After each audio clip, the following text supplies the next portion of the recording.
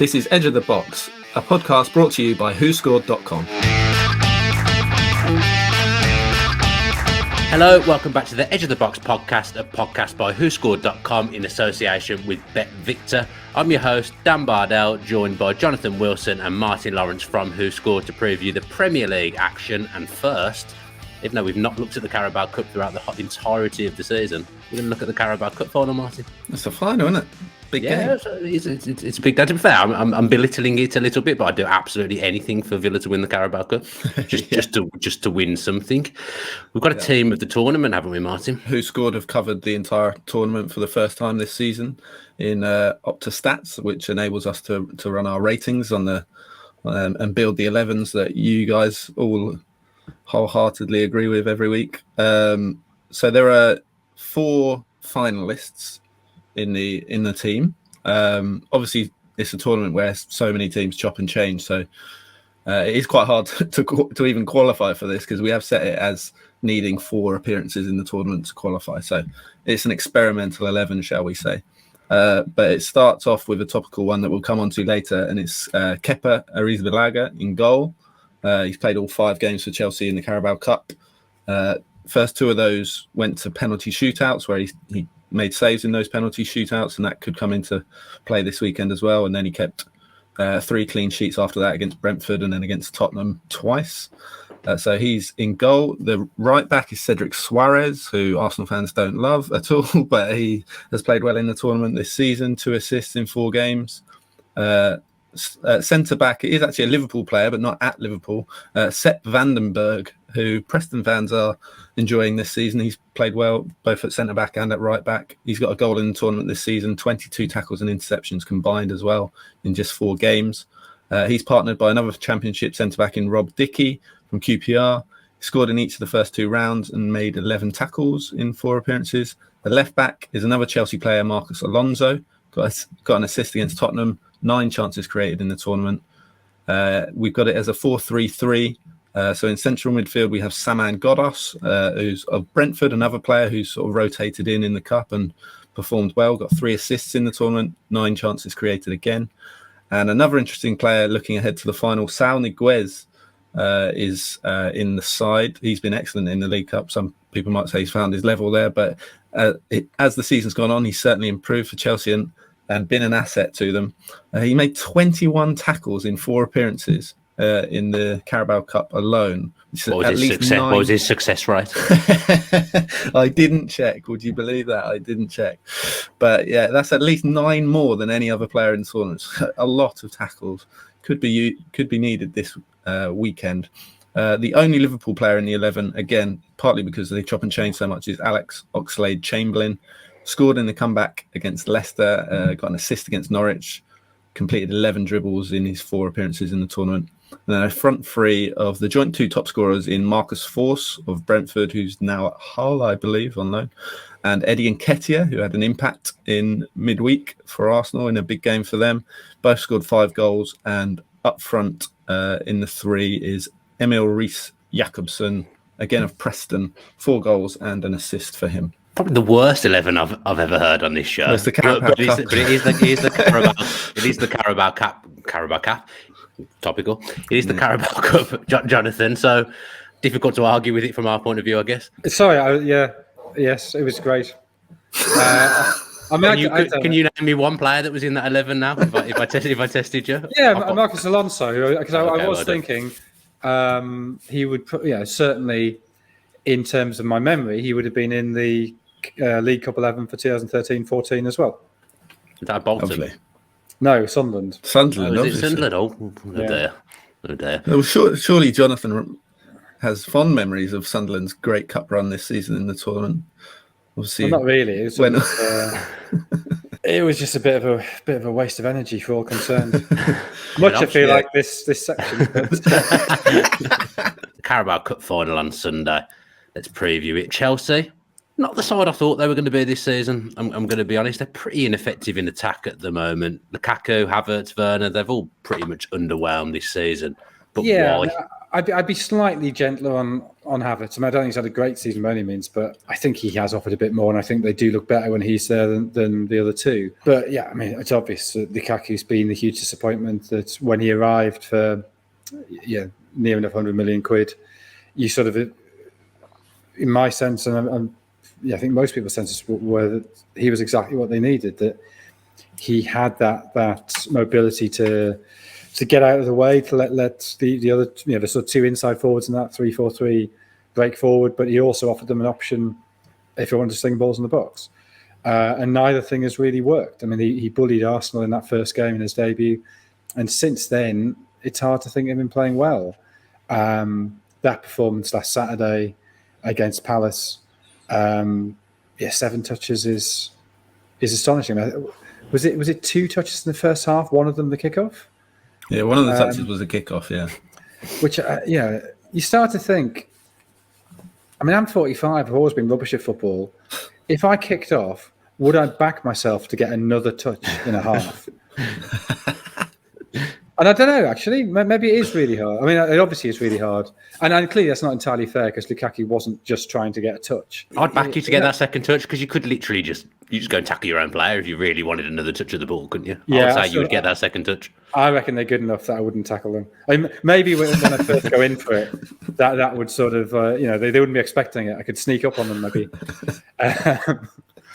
But yeah, and Tuchel's response to that, he's asked, is it the system which gave him this sort of easy out? He could have said, the things generally didn't quite work. It's not really to do with Lukaku. It's just we lacked a bit of fluidity. But he didn't. He basically said, no, it's Lukaku's fault. And the impression he gave was there was almost sort of this. It was almost like a passive aggression from Lukaku. That, I mean, if that is true, then obviously the relationship is absolutely doomed. But it's hard to see how Lukaku starts in a major game now. I mean, they look much better without him against Lille on Tuesday. Particularly that first sort of quarter of an hour or so, Chelsea looked really good going forward. And Havertz had 8 touches within the first 13, 14 minutes. 15 minutes. So, yeah, you would assume that Havertz starts in this game. Yeah, I mean, we're Villa fans, Martin, so, Lukaku has had 2 of his good games against Aston Villa this season, scoring 3 goals against us as the season's gone through. It feels like a really strange one because it just felt like something that was definitely 100% going to work and make Chelsea better. Chelsea do chop and change so much in those positions behind the striker as well as the striker itself. He started 22 games this season. The most he's played with any sort of attack-minded player is Mount, and that's 13. The most starts he's had with any teammate. 11 with Ziyech, 10 Hudson-Odoi, only 9 with Havertz, only 7 with Werner. So the signing didn't really, it did make sense, but in terms of you're not going to fit in Havertz, Werner and Lukaku, that's fine. But you have spent £220 million on 3 forwards, none of whom have really worked in the Premier League, I would say at least. Havertz has certainly looked a lot better, I think, in the Champions League, and I'd say that probably true of Werner as well than the Premier League, which suggests that they've struggled to adapt to sort of the English game. Now, Werner's got as many goals in the Champions League as he has in the Premier League, 7 goals in 16 games compared to 7 in 46 in the Premier League, and Havertz's stats are way up in the Champions League compared to the Premier League as well. His rating 6.98 in the Champions League, only 6.66, which is really, really poor in the Premier League. And I know he's a young player and he's had issues during his time, injuries, COVID, but in the Premier League particularly, he has sort of flattered to deceive. So it isn't just Lukaku, but that's I think you've got 3 strikers there, and they're all completely different, or 3 forwards. Maybe Havertz isn't a striker, but you've got the sort of false 9 type striker in Havertz. You've got a pacey, get in behind striker in Werner, and you've got a hold up striker in Lukaku, and none of them have worked. You've got every option covered. So I would say it does boil down to the system a bit. Maybe not you can isolate games and say, no, that wasn't the system. But if you spent £220 million on 3 forwards and none of them are scoring goals, if Chelsea stop winning things, then that will start to become a problem for Tuchel, I think. I guess the injuries to the wing-backs have cut off that supply. Yeah. Not that it was great before that. So, they've gone to a back 4, but that hasn't really worked either. So you then start to say, well, is it something to do with the midfield? And maybe I don't know. I feel slightly uncomfortable saying this, but does Jorginho slow them down too much? Because his natural pass is to hold possession rather than necessarily to play a risky pass, which gives them a level of control and seem to have been vital to them winning the Champions League and he obviously played very well for Italy as well in the Euros. But maybe he does make it difficult for the forwards. And then, if it is true that Juventus are interested in him, maybe he is a player Chelsea can cash in on, and then maybe go for a slightly more dynamic holding player like Declan Rice or somebody else of that ilk. I'm just thinking again back to that Villa game at Stamford Bridge because it was a good game that he had and I remember it. I think Kovacic played central midfield that day and released the ball quickly, didn't he? Got him on the run and he terrorised Twanzebe that day and got that early goal.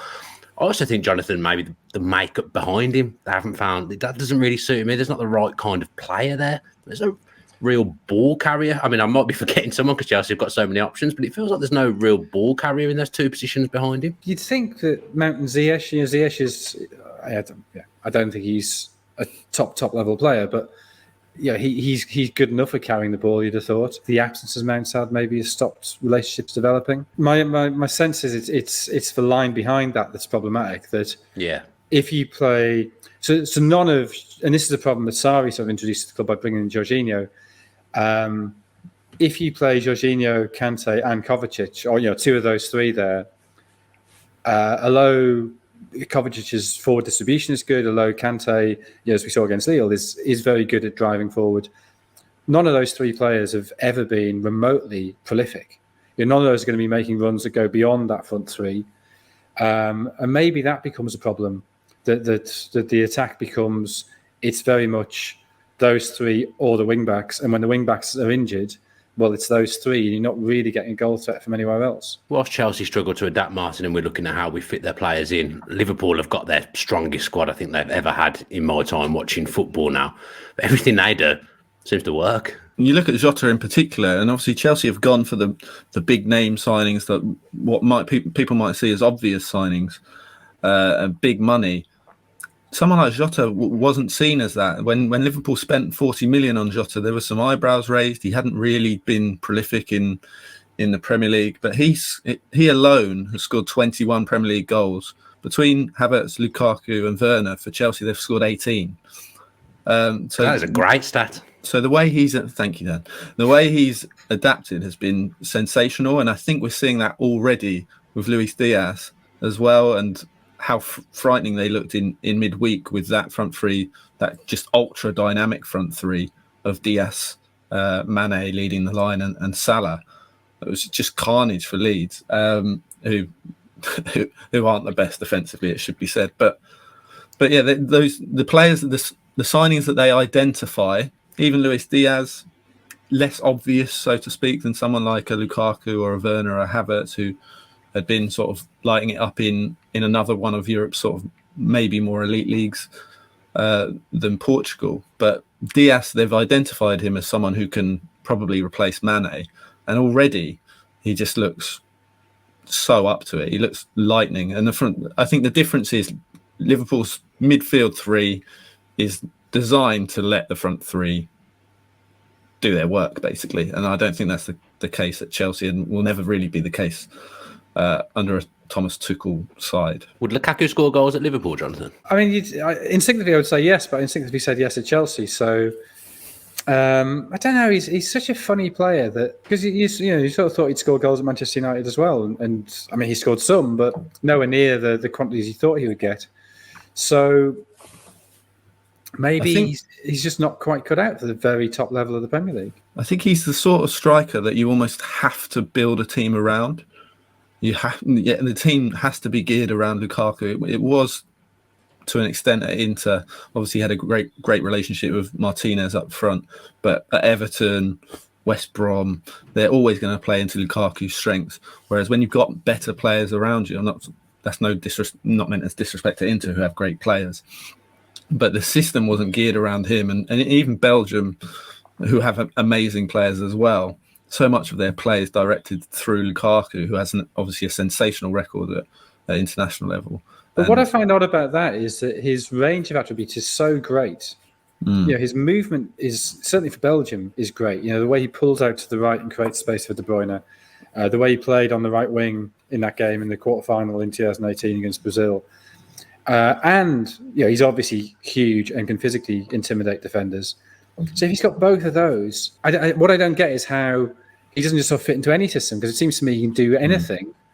So it feels like it's some kind of mental block there, and I think it's fairly obvious that he and Tuchel don't get on. I know there was occasionally bits of friction at Everton as well. So I just find him massively frustrating, because he appears to have everything, and yet when he gets the really, really big moves, it doesn't work for him. Martin, if you were Liverpool have obviously heavily rotated, a lot of kids have played. If you were someone that had played in the Carabao Cup all the way through the run, and then you're not going to probably play in the final, would you be annoyed? Yeah, but I think as one of the younger players, you'd definitely accept it. Like Chamberlain, for example, he's in the team of the tournament. He's played a lot of Carabao Cup. Yeah. He may not you'd be disgruntled, but I don't know. This is conjecture, but I don't think Oxlade Chamberlain will be expecting to start this game, personally. I think he'll go into it with the mindset that Liverpool will play their best team. They're playing Chelsea. There's an element to that where they want to get one over a sort of elite rival as well. It's not just a cup final. I think they play their best team. Is Thiago in their best team, Jonathan? Probably. We mentioned Liverpool's squad. That's the great thing now. It's quite hard to say what their best team is. It's very hard to say what the best front three is now that Diaz has arrived and settled in so quickly. I mean, Firmino obviously is injured, so he's out of the equation for this. And I think Jota seems to be a doubt as well. So maybe that same front three they played the last two games with Mane through the middle. The game away against Inter, although it was the familiar two goal scorers of Firmino and Salah, that the traditional front three were never on the pitch at the same time. All five played, and all of them fit together very well. The midfield, I guess you'd say the best three will be Fabinho, Henderson, Thiago.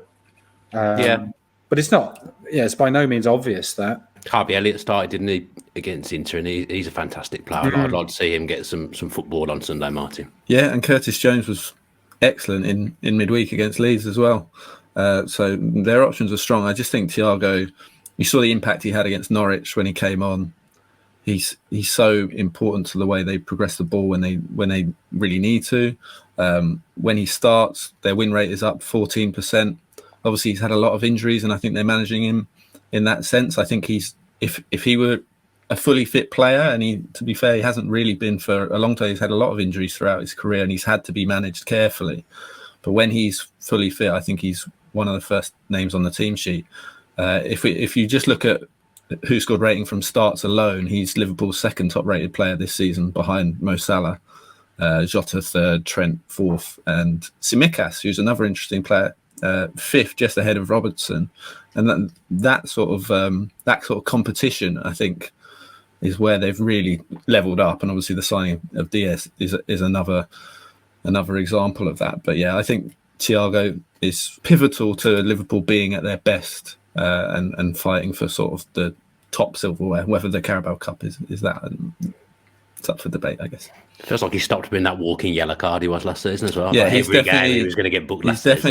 He definitely took time to adapt. He started really well, and then he got the injury, didn't he, against Everton? I think that sort of disrupted him, and he's had niggling injuries since. But he looks fully up to speed now. He's barely been booked since that crazy start. He never really gets booked now, so that's a sort of highlights the fact that he is up to speed and very much a Premier League player. And in my opinion, he would be one of the first names on the team sheet if he's 100% fit, I think. And Jonathan, as we're now finding out, this is very, very Chelsea. Spend 70 odd million on Kepa, then spend half that on another goalkeeper who turns out to be more successful in Mondi, as Martin calls him. Should Kepa play this one on Sunday? I suppose you'd want him there if it went to penalties. Mondi did win a penalty shootout earlier this month with Senegal without really having to do very much. Watched one penalty hit the post and bounce wide, and then sort of stumbled on top of another one that was dribbled straight at him. But yeah, he is not a He's not a great penalty saver. Kepa, I think, is better at that. Do you think of that going into the final? I don't know. I mean, you asked the question earlier, if you've been in the Carabao Cup team, are you annoyed to be missed out? I would say pretty much all positions you have no right to be, apart from possibly goalkeeper. Yeah. But that's very dependent, I think, on whether there's been an explicit conversation at the beginning of the season saying, you are the Carabao Cup keeper and you will play every game. I don't know. I can see why Kepa particularly would feel aggrieved if he were left out.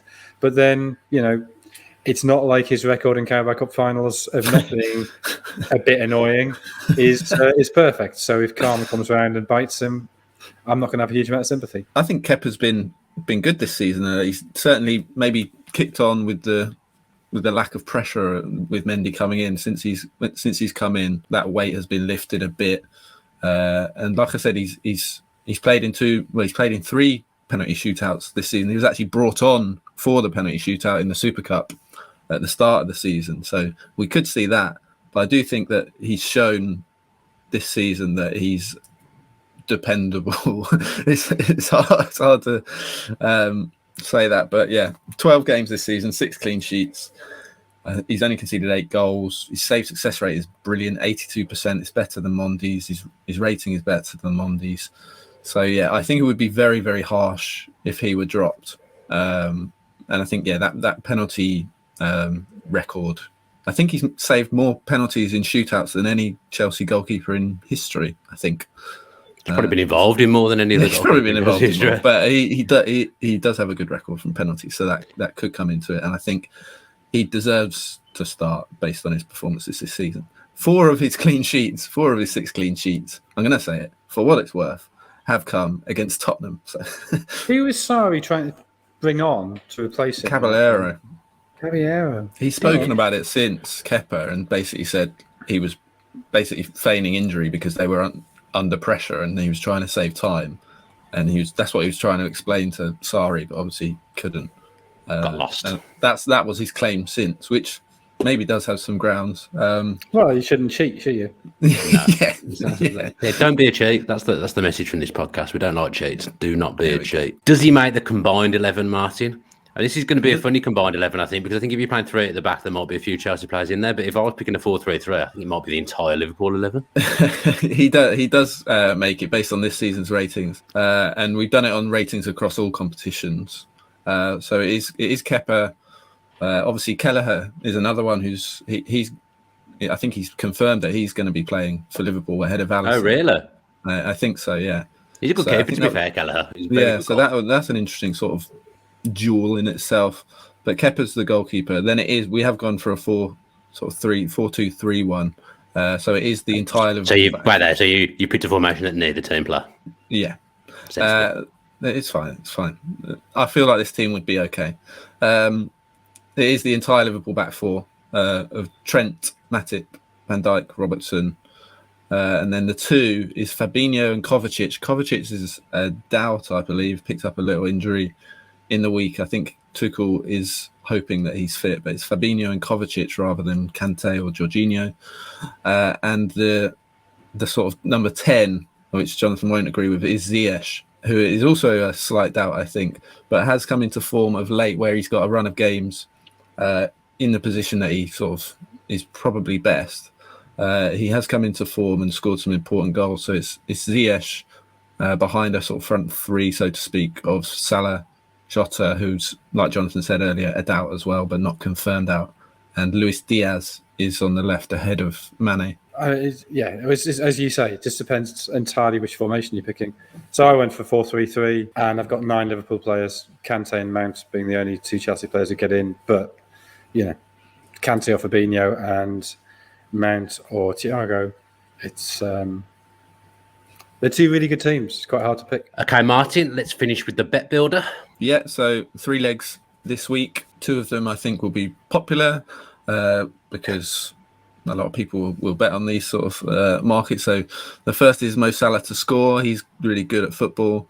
He's come back from AFCON, picked up where he left off, scored his last 3, scored in both meetings for Chelsea this season so far. Always has a point to prove against them, obviously, because they let him go prematurely, it has proven.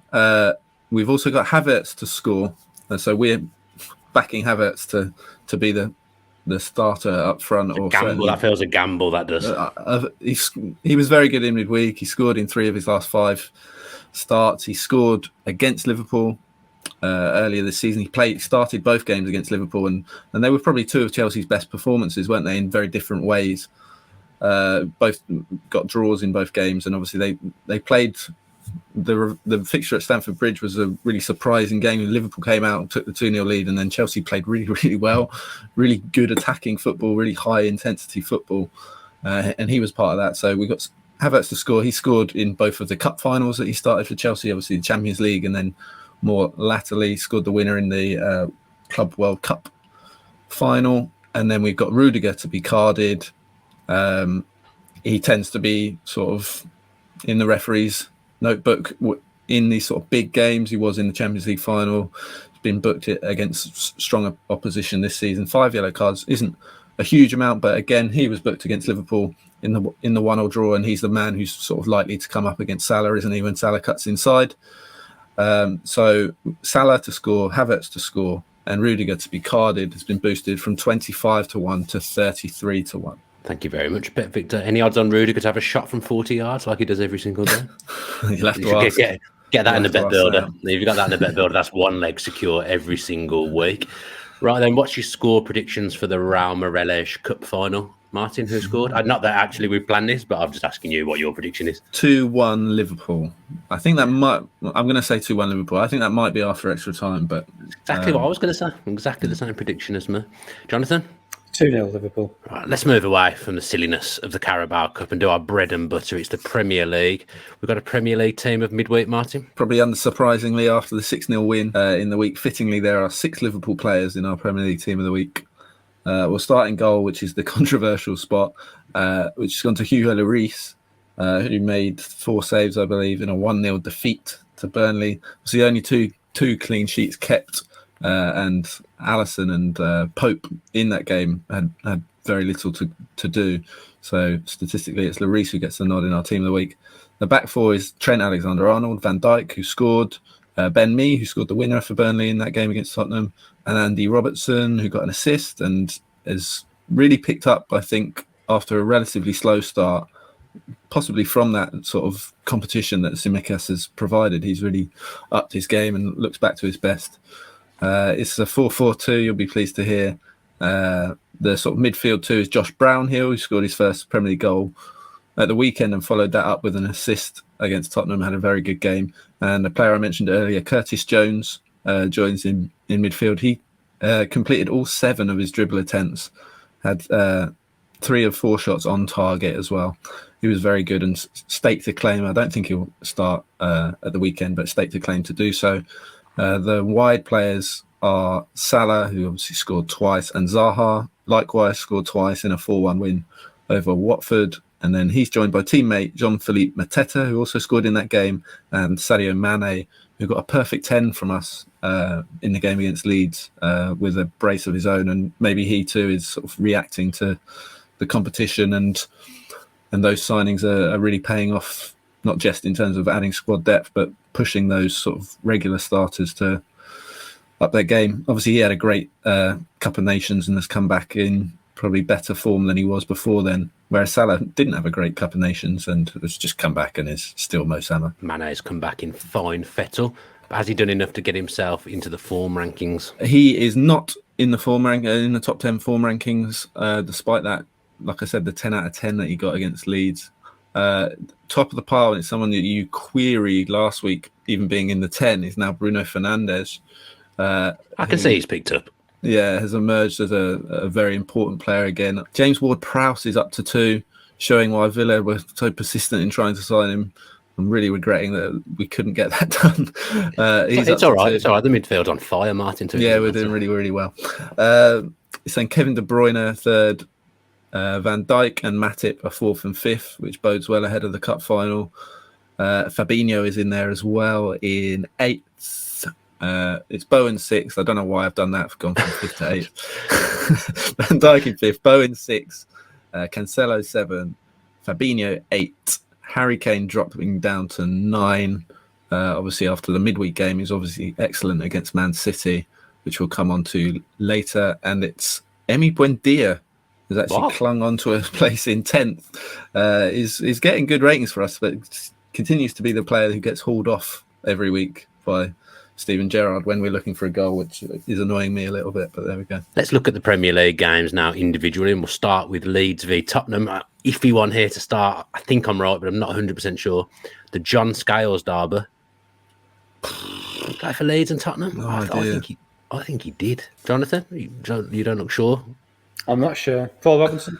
Paul Robinson works if John Scales is incorrect, of course. Robbie Keane's right, Robbie Keane. For most of these. It's a banker, the Robbie Keane. Basically, Robbie Keane and Craig Bellamy, you can fill in most of these with. Rob Green's always a good one as well. I know he didn't play for Tottenham, so he wouldn't be good for this. Is anybody Googling John Scales? Or, I wasn't going to. Yeah, it definitely needs confirming. I'll do it. It's all right. Okay. Don't worry yourself.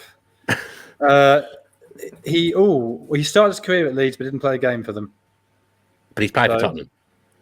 He played 33 games. Yeah, of course. Yeah. I think it works. I think I can have that. Let's talk about Leeds then. Absolute shambles at the back, Jonathan. A mess. It says there, any evidence Bielsa can adapt to fix that. But he's not going to, really, is he? He's not going to change away players. No, I mean, he's not going to adapt. He'll just try and do the same things better. They're missing the absolute heart of that defence. They've conceded 36 goals in the last 10 games. And that's a massive problem for them. I mean, given that stat, they've actually done quite well to take 7 points from those 10 games. And what you would say is they have played City and Liverpool in that run, which 2 games where they've taken the battering. So, I don't think it's all woe there, but clearly that's a massive concern because they're not playing well elsewhere either, and you can understand that if you lose the base, then other things tend to fall apart. The excellent news for Leeds, Martin, is that Phillips and Bamford are returning imminently. Of course, when they play Aston Villa at Ellen Road, of course they're back for that game. Why wouldn't they be? Phillips is a huge miss. Bamford's been a miss as well, but they are in serious danger now, aren't they? Yeah, it's Phillips that's proven to be the big one now, I think. They've started scoring goals. They score enough goals even without Bamford, which is credit to Bielsa as much as anything, that he's got a relatively modest squad. In the absence of so many players, still able to cause teams real problems. But conceding 16 goals in February, in 4 games in February, I think that's only one fewer than Man City have conceded all season. So I think the game against Everton was the one that really concerned me. To lose 3-0 at Everton, they'd played pretty well in most parts against Villa. Most teams do. And then go and lose 3-0 to Everton. And it's just like, what is happening here? And that protection to the defence. They've always been an open team, but without Phillips there, it's a big problem. And I think if you look further ahead, how long does Calvin Phillips stay at Leeds? Certainly if they go down, he leaves. I don't think they will go down. But there'll be teams looking at him 100% in the summer, and Rafinha as well. And then when you take out those 2 sort of star players, their team is a worry. I think even for Leeds fans, they appreciate that Bielsa is sort of punching well above Leeds' weight in terms of their squad depth and the quality within it. Well, they've got the 19th highest wage bill. So if you got the 19th highest wage bill and you have half a dozen players out all season, you're in trouble. Doesn't matter who your coach is, you're in trouble. Mm-hmm. I'm interested to who you two both think will go down, because you've just said Leeds won't go down. Who is going down then, Martin? Brentford and Norwich and Watford. Yeah, fair enough. Jonathan? So Burnley look pretty decent now and have done for a while. They've only lost 1 in 6, and that was to Liverpool, and they played well in that game. And Newcastle have improved that much, where I don't think they'll be really in trouble. You got Everton there, and Leeds are the other one I think at risk. There's teams above those who aren't far above it, even Villa and Leicester and Palace, but I think those 3 will have enough. So it's from, I think, Leeds down or Brentford down, I think, that are in trouble, and I think Brentford are sliding badly. Do you agree with that, Jonathan? Yeah, pretty much. I think Norwich and Watford, it's not quite all over them. I think they both have improved under the new managers, but whether they made those changes too late, and obviously the squads just aren't great anyway. It depends whether Everton under Frank Lampard have been good at home, bad away. So I guess if you keep doing that, they'll be fine because they'll then pick up more than a point a game, which is all you need. If the away form is the true form, that's the concern. But equally, it may be that the away form improves.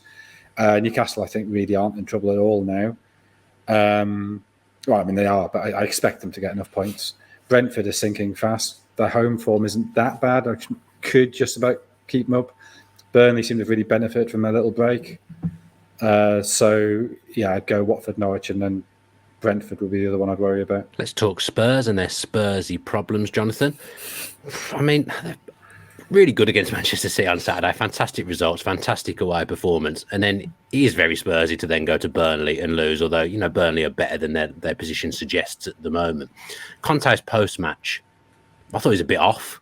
Because you can't go around after the Man City game saying it's the best group of players you've worked with and then just throw it. Well, he didn't quite say that. He said one of the best groups, but one still. Of the best groups. Yeah, and then on Wednesday, make out as if everything is doom and gloom and everything needs reviewing. Yeah, and Saturday he was saying that he goes into work with a smile on his face because all the players are desperate to improve.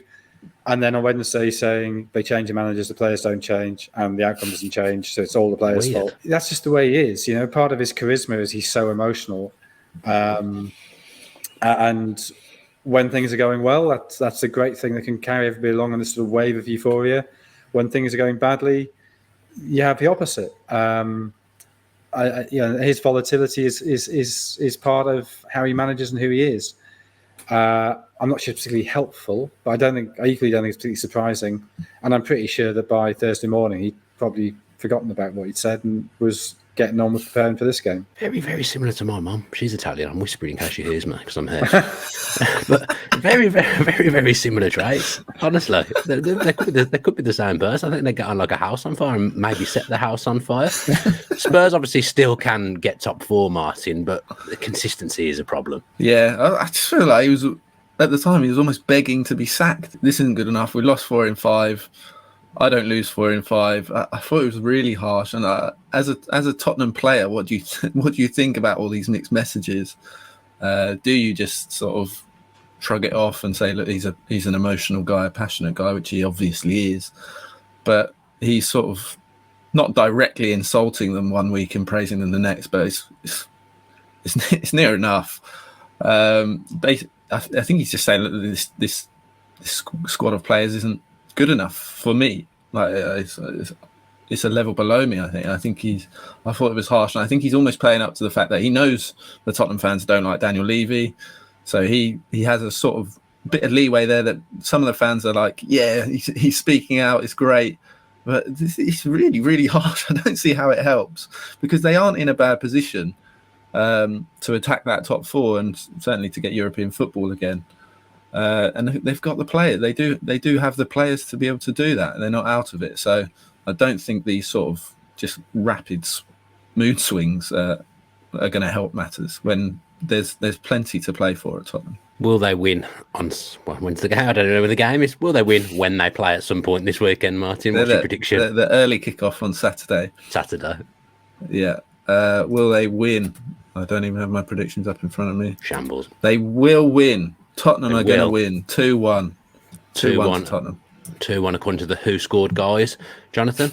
2-1 according to me to Tottenham. 2-1 according to Jonathan Wilson, that guy. And I'm going 3-1 to Spurs. Leeds can't defend. They'll score more than 2 Spurs. If they scored 3 at City, they'll score at least 3 at Leeds. Logic. Does seem like the sort of game that will play into Kane and Son's hands and Kulusevski on the break. Completely agree. Let's talk Everton v Man City. And I've realised, the derbies thing. Must have already done these games at some point this season. So there should be no excuse for given not getting one. It's a Jolly and Lescott derby, Everton v Man City.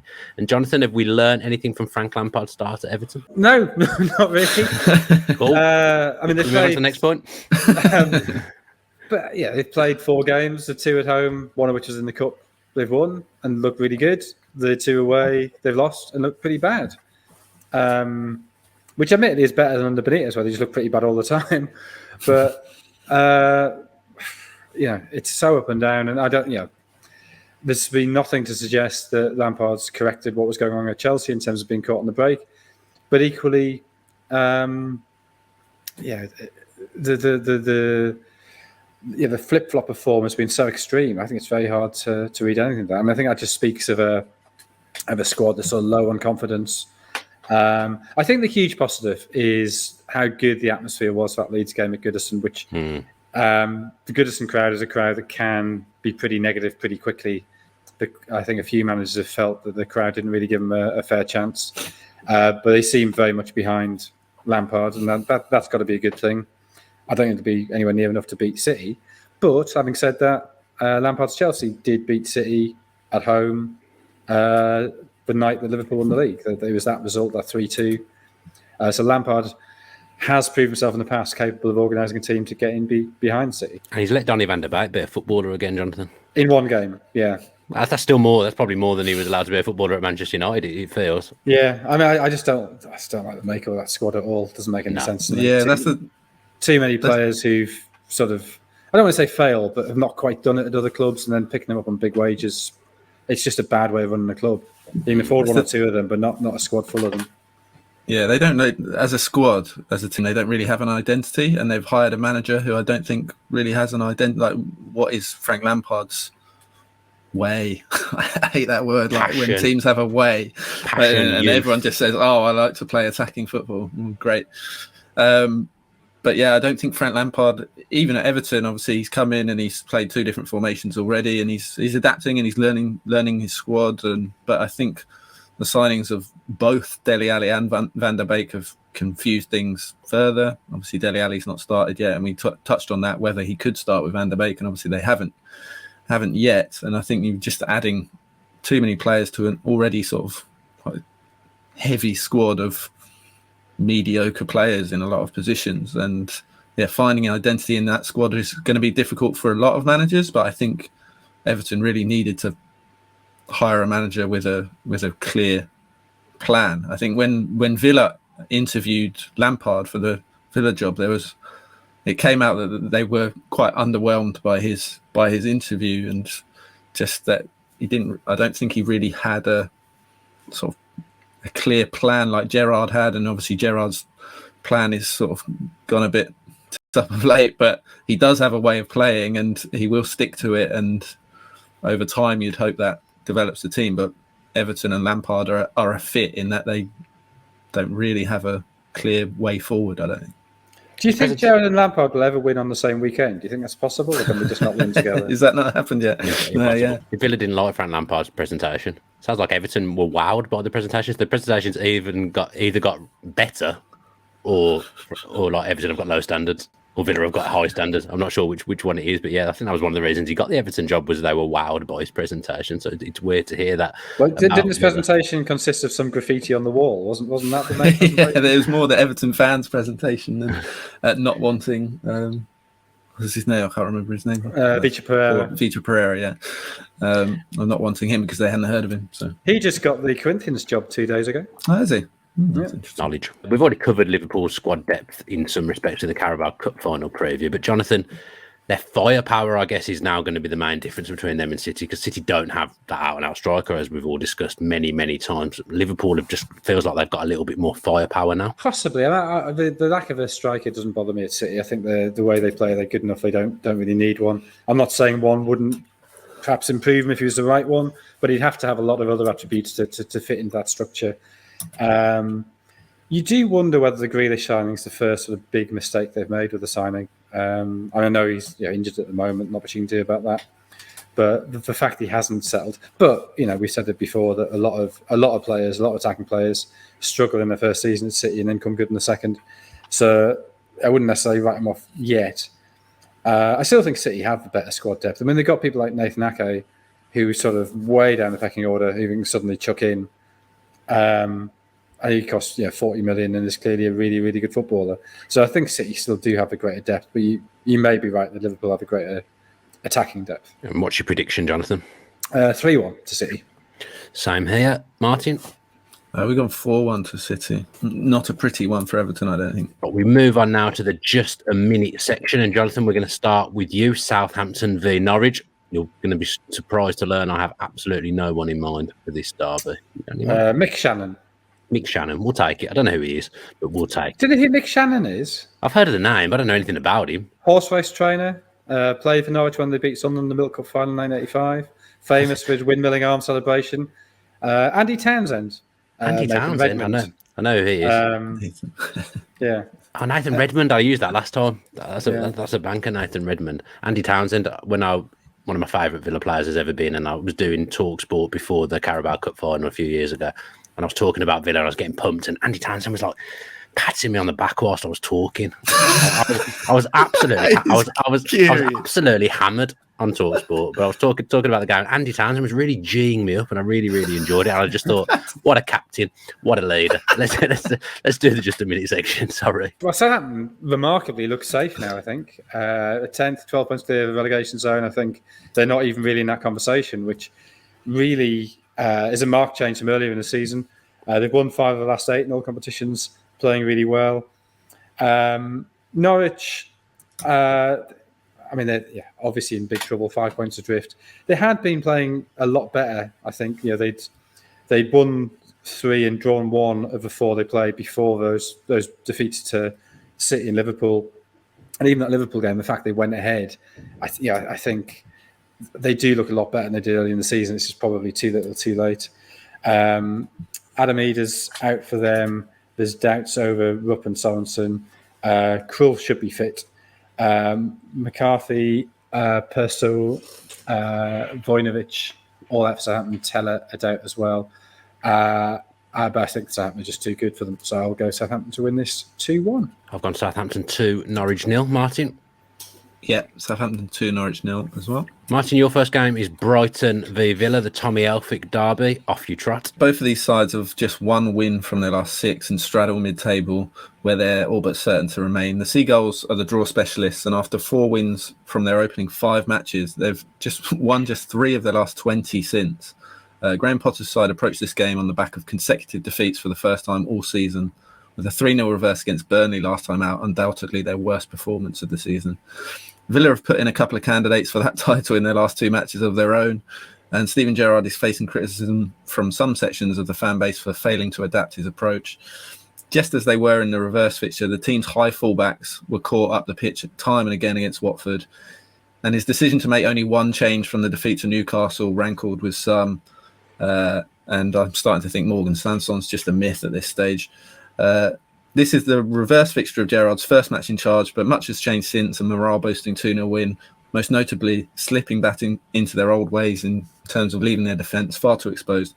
Emi Martinez was the man of the match in this fixture last season, but those sort of performances tended to have masked Villa's defensive inadequacies, and he's not been on the form that he was last season. I think that's showing. So we're going for a narrow 1-0 Brighton win. He had a good game on Saturday, I will say, against Watford. Jonathan? Yeah. 2-1 to Brighton. 2-1 to Brighton, and absolute blind faith from me. No logic behind it whatsoever. Brighton 0, Aston Villa 2. Now it's Brentford v Newcastle, Jonathan. We all know what derby this is, don't we? Carl Court.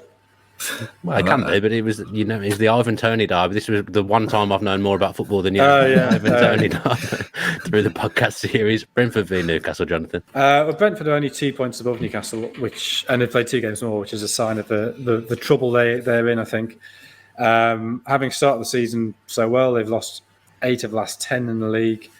The one consolation for them is their home form. That in the last 7 at home, they've won 3, drawn 1, lost 3, and those 3 defeats were against City, United, and Wolves. City, obviously, City. Wolves were playing very well at the time. United, although they're not playing particularly well, they just don't lose games at the moment in the league. Newcastle are unbeaten in 6, much improved since that Cambridge defeat in the FA Cup. As players have come in, they've won 3 of those 6. The one concern for them is probably their away form. They're only taking 7 points from 11 games away all season, and they've only scored 8 in those games, and that's better only than Norwich. They're without Ritchie, Hayden, Trippier and Wilson. Trippier, I think, a big loss with his set plays. Fraser, San Maximin, Manquillo, all doubts, gives them a problem at fullback. Jean-Vier Fosu and Jensen out for Brentford. Jorgensen, Antonio, Doubt and Ericsson could make his first start, but I think Newcastle will win 1-0. Exactly the same for me. Who scored, guys? Full house, 1-0 Newcastle. All 1-0s. So expect that not to come in if you are having a bet with Bet Victor at the weekend.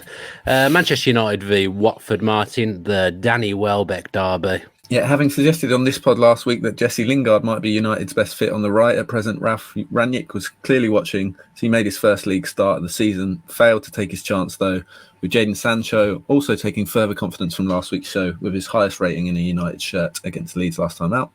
Marcus Rashford returned to the side in midweek but was poor again, with Anthony Elanga instead scoring a crucial equaliser and in line to start here. Watford followed up a predictable first win in 12 games against Aston Villa last week, with an equally predictable 17th defeat of the season at Palace in midweek. They may be without Josh King here, so Emmanuel Dennis is likely to move into a central position. He scored one and assisted two of Watford's goals in a 4-1 win that cost Solskjaer his job earlier in the season. That Villa victory is the Hornets' only win since then, while Man United have only lost once inside 90 minutes in that time. Watford have only scored one goal across their last 7 visits to Old Trafford, where they haven't picked up a single point since 1985. United have conceded just 3 goals in 6 home games in the league under Rangnick, having failed to keep a clean sheet at Old Trafford prior to that. So a routine win seems likely. It's just a case of which half Man United turn up for. We're going 2-0 to Man United. 3-1 Manchester United. Jonathan? 2-0 United. 2-0 to United. Palace v Burnley. I've been scrambling around in my head. It's really put me off, but I have come up with absolutely nothing. Jonathan? Gabo Kirai? Did he have a brief spell at Burnley? I don't know. I think he did. No. Who is it? It was Hennessy? Is Hennessy at Burnley now? Hennessy. Yeah, Hennessy works. He's a current Burnley player, which I don't like, but it does work. That he definitely played for both. Well, I look up Kirai. I'm pretty sure he played there for a season. Okay. Adi Akinbayi as well. Okay, that's a good one. Palace's win against Watford was a bit odd. That Palace have been the team who've underperformed their XG the most all season. And so that 4-1 win was sort of XG's revenge, that actually Watford had marginally the better XG in that game. So, I mean, it's a reset for Palace. And I think Watford could be pretty frustrated with the way that turned out with the 2 late goals. You think that's probably enough to keep Palace safe, that they only probably need 6 or 7 more points to be absolutely guaranteed a safety. And that win was important in that it ended a run of 6 without a win. Burnley, since they had the nice little midwinter break, they've only lost 1 in 6 since. And they've only let in 2 goals in that time. So the defence has got a lot better during that time off. This game was 3-3 at Turf Moor. I'd be very surprised if there's anything like that number of goals this time. So I'm going to say 0-0. 0-0, Jonathan. Brave. Martin? It's very rare, isn't it, that we get a 0-0 on this. 1-1 we've gone for. 1-1. I've gone for 1-1 as well. And Gabor Fernank Karali did play for Burnley 27 times, 104 times for Crystal Palace. What it says here, he's 6'3", which I've watched him play for Villa at Villa Park. He's not 6'3". I'm not having that. You only looked at his legs, though, didn't you? Let's be honest. In his joggers. Yeah, he's never 6'3". Honestly, that's not true at all. I was watching Arsenal Wolves last night, and my missus pointed out Bruno Lage is really tall, but I then couldn't find out how tall he was. And I googled it, and the only reference I could find said he was 5'7". He's clearly not 5'7". 5'7". So then you spent the entire second half kind of obsessed by trying to find out how tall Bruno Lage is. So if anybody knows, if he could let us know, that'd be great. I know it's one of the worst in the Wolves media team. I'll ask him. If he's tall. Yeah, please. I'll ask him. Shout out to Yanni Macaronis. I don't think he watches the podcast, but hello, Yanni. Just by magic, we're going to talk about West Ham v Wolves now. It's an easy one because I remember it from last time. It's the Paul Ince derby. This is lazy, isn't it, now? Yep. A big game between the 2 outsiders for a top 4 finish. Defeat for either side may well spell the end of those hopes, given the psychological advantage it would give to the other team. West Ham have won just 1 of the last 5 in the league and were somewhat fortunate to earn that narrow victory against struggling Watford. Soufal and Ogbonna remain sidelined, and they've lost more of the 15 matches that the latter has missed than they've won. Wolves have a fully fit squad to choose from by comparison, with Hwang Hee-chan back fit and on the score sheet in midweek. And Johnny and Pedro Neto also returned to the side, hoping for a first start of the season in this one. Given the latter was Wolves' best player last season, his comeback coinciding with a genuine push for European football could be a massive boost. Having led at Arsenal for 72 minutes only to lose in stoppage time, Bruno Lage needs an immediate response from his side.